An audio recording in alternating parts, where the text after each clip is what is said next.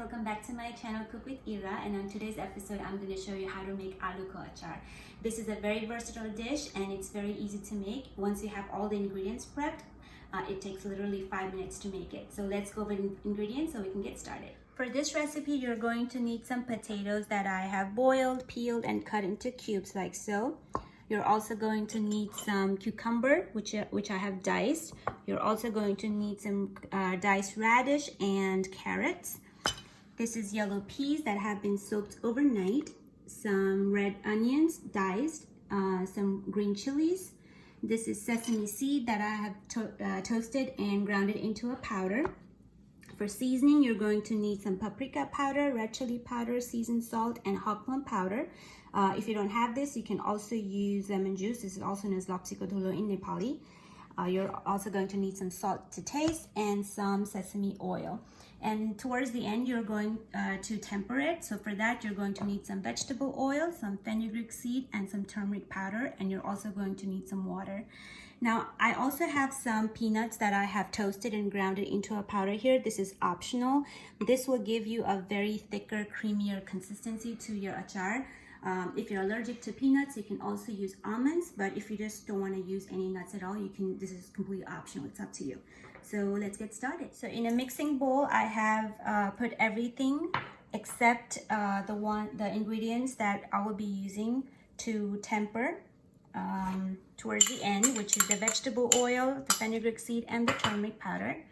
I'm also going to put all the spices, a good pinch of salt, and I'm going to use a little bit of sesame oil, and I'm gonna mix all of these together until it is well combined, and I'll show you what it looks like when I get there. So it will look like this. I also added some water, otherwise it will be very, very dry. You can add more water to it if you like it to be a little bit runnier and more creamier consistency. I will be doing that towards the end, but for now this is okay. Over here I have a pan and I have some vegetable oil preheating at a medium-high heat, and I'm going to add some fenugreek seed. Now I'm going to cook it until it turns a little bit darker color, and I'm going to add the turmeric powder and temper this.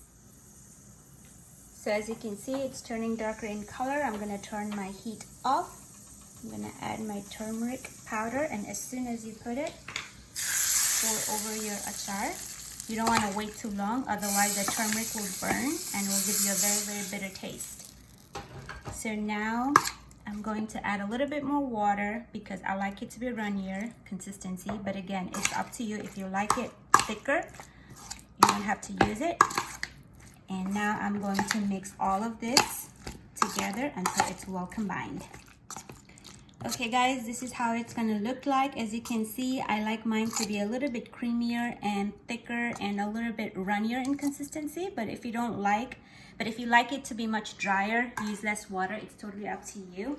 I like to personally serve with beaten rice. I'm going to plate myself a little here, and I'm going to taste it.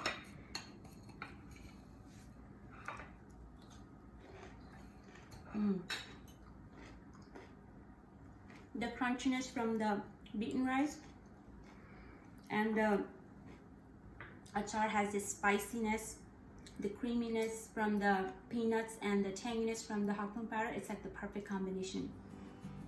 I hope you'll give this recipe a try. If you do, let me know how it worked out in the comment section below. If you have any questions or comments, also leave it in the comment section below. Thank you for watching today, and I'll see you in my next one. Bye!